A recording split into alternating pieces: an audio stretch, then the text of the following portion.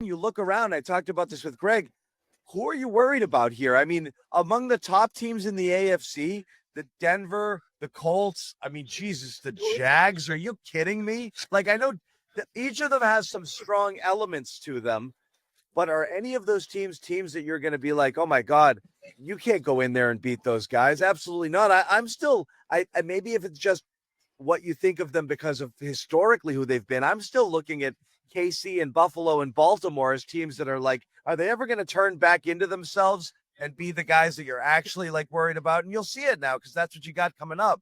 I'm really interested to see how it goes against Buffalo and Baltimore, because if they get smacked by either of those two teams, then it's going to settle back in like, oh yeah, we're not there yet. But no reason to believe otherwise right now. Well, I do have a hard time seeing at this point the way they've played this season. They haven't been, their 2 losses have been tight. They haven't been smacked by anybody. I have a hard time thinking that even if you do have to go on the road to Baltimore, even if Lamar Jackson does get his mojo back, this team is going to at least compete with anyone in front of them. They have that attitude. They have that. I don't know if swagger's the right word, but you mentioned it, playing for each other, hitting guys out of bounds, finishing through. Even 15, 14, 13 weeks in, whatever they're in right now, they're going to play through everything. So I have a hard time thinking they're not going to compete against every team they play. Looking at the rest of the AFC playoff picture, Denver, the defense is nasty. Bo Nix doesn't scare me. Sean Payton as a coach scares me. He's been here before. He's won a Super Bowl. The other team I look at is maybe the Houston Texans. They have a really good defense. CJ Stroud is back playing pretty well. But I'm with you, John, on the other sort of blue bloods, if you will, in the conference, the Kansas Cities, the Baltimores, the Buffaloes. When push comes to shove in the postseason, if they can get there, looking to Kansas City right now, those are the ones who I think can trip up the Patriots a little bit. But I mean, right now it's really anybody's conference, and that's why it's more exciting than anything that the Patriots are able to do what they're doing this year in this type of season across the NFL. And there's no real offense, especially in the AFC, that I feel like Drake May can't go toe-to-toe with. And we kind of spoke about this. Is Drake May going to be the best quarterback in the AFC playoff picture? And I mentioned you do have to take into consideration their supporting staff because, yeah, sure, like Josh Allen's awesome. Who is Josh Allen throwing to? He's got one of the best offensive lines in the league, a great run game. But when you see him actually, trying to be the Josh Allen of old, he just can't muster that because he doesn't have the supporting staff or his cast. You see the similar thing with Patrick Mahomes. Justin Herbert just broke his hand. His offensive line for the umpteenth year in a row is pretty much gone. Like, there's really no offense that you're saying if Drake May shows up and plays MVP caliber, doesn't make mistakes or contribute to maybe the offense going backwards, I don't know if there's anybody that maybe they can keep up with them, because I don't want to be disrespectful. This conference is still full of a lot of great quarterbacks. But Drake May is throwing to a complimentary group of guys that he clearly is comfortable with. The offensive line, I mean, this is a good Giants pass rush. Obviously, no Abdul Carter early in the game. The interior was fantastic.